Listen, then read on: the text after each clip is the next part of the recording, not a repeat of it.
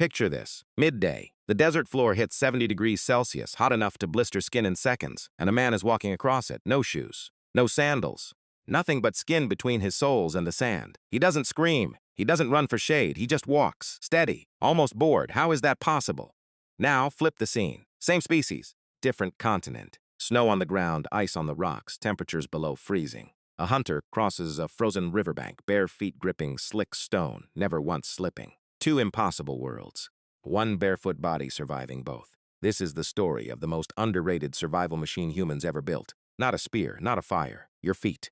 For nearly 300,000 years, Homo sapiens walked, ran, hunted, and migrated across every terrain on Earth without a single manufactured shoe. The oldest confirmed footwear is about 8,000 years old. Indirect evidence pushes simple foot wraps back to roughly 40,000 years. That leaves the vast majority of human history where bearskin met raw earth. Burning sand, frozen tundra, sharp gravel, slick riverbeds. And somehow we didn't just survive it, we thrived on it. The first secret isn't a tool, it's biology rewriting itself in real time. Skin on the sole of the human foot can grow far thicker than skin anywhere else on the body. When bare feet meet rough ground again and again, the outer layer of skin thickens into what we call a callus. Harvard evolutionary biologist Daniel Lieberman studied the feet of more than 100 people, most from Kenya, comparing habitual barefoot walkers to those who wore shoes. What he found overturned a myth. Calluses weren't dumb armor. They protected against heat and sharp stone, but the nerve endings underneath still fired normally. A barefoot walker with thick calluses could still feel a pebble, a root, a shift in the ground, almost as well as someone with thin, unprotected skin.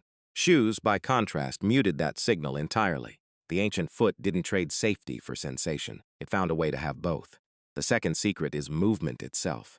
Watch someone in cushioned sneakers walk, and they slam their heel down first, sending a hard shock up through the ankle and knee. Watch a habitually barefoot person walk the same path, and the pattern changes completely. The foot lands softer, on the ball or the midfoot, the ankle absorbing shock like a spring instead of a hammer. Researchers studying the Tarahumara of northern Mexico, famous for running extraordinary distances across canyon terrain, found this pattern again and again. Midfoot strikes, shorter, quicker strides.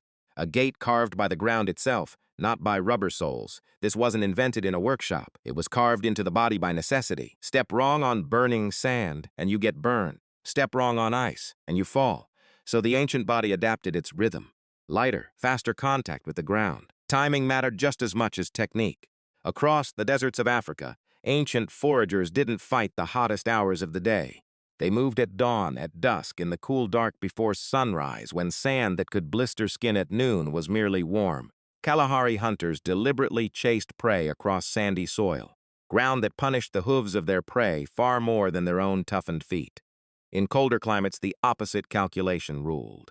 Movement itself generated heat. Standing still on frozen ground was the real danger. So hunters in Siberia and the Arctic kept their bodies constantly working, using motion as their first defense against the cold, long before they wrapped animal hide around their feet. And when the environment demanded more than skin and instinct could offer, ancient humans built solutions from whatever the land gave them. Rawhide wrapped and tied around the foot in the coldest regions, woven plant fiber sandals in hot, rocky terrain.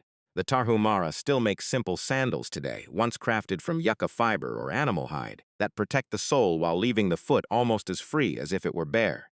Not the invention of the shoe as we know it, just enough protection, never so much that it dulled the feedback the foot needed to survive.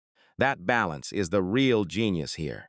Too little protection, and the desert or the ice would kill you in an afternoon. Too much, and you'd lose the sensitivity that warned you about a hidden thorn or a patch of black ice.